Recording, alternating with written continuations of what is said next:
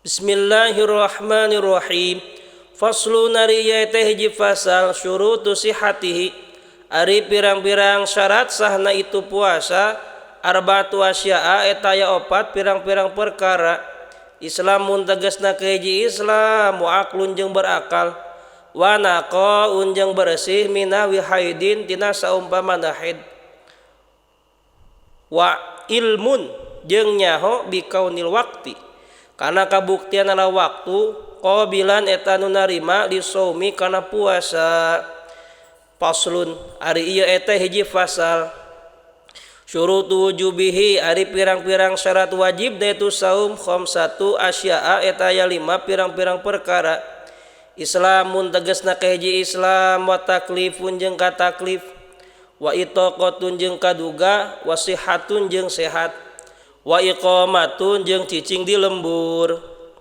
Faslun ari ieu eta hiji fasal arkanuhu ari pirang-pirang rukuna saum salah satu asya'a eta 3 pirang-pirang perkara. Niyatun tegasna kahiji niat lailan dina waktu peuting likulli yaumin pikeun saban-saban poe fil fardhi dina salat fardu. Wa tarku muftirin jeung ninggalkeun anu ngabatalkeun puasa. Dakiron barina anu eling mukhtaron tur anu karep sorangan ghairu jahilin anu henteu bodo ma'durin anu diuduran wasaimun jeung jalma anu puasa. Bismillahirrahmanirrahim. Faslun ari ieu eta hiji fasal wajibu jeung wajib mal qodoi sartana qodo li shaumi kana puasa. Naon al kifaratul uzma kifaratul uzma wa ta'ziru jeung ta'zir alaman kajalma afsada anu geus ngaruksak si eman saumahu kana puasana si eman fi ramadhan dina bulan Ramadan yauman dina poe kamilan anu sampurna bijimain kalawan jima tamin anu sampurna asimun anu berdosa si jalma bihi ku sabab jima disaumi karena puasa.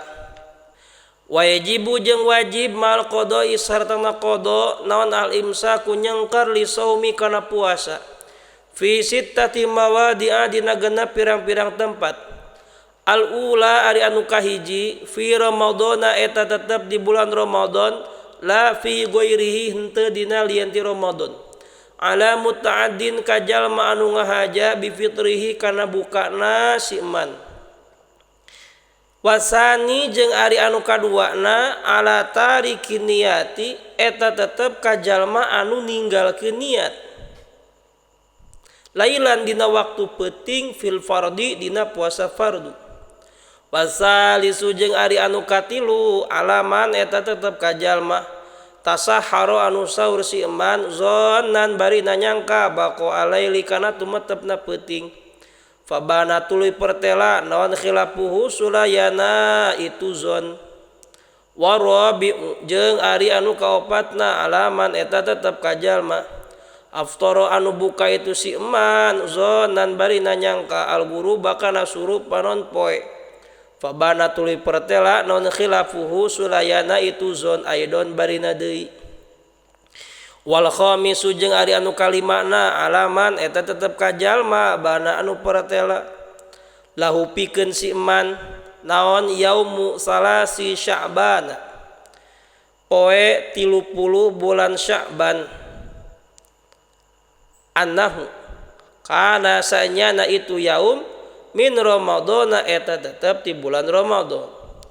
Wasadisu jeung ari anu kagenepna alaman eta tetep kajalma sabaqu anu kapilepas hukasi eman naon maul mubalaghati cai anu ngabangetkeun min madmadatin tina ku sabab kekemu wasing syakin jeung nyingsereuk cai.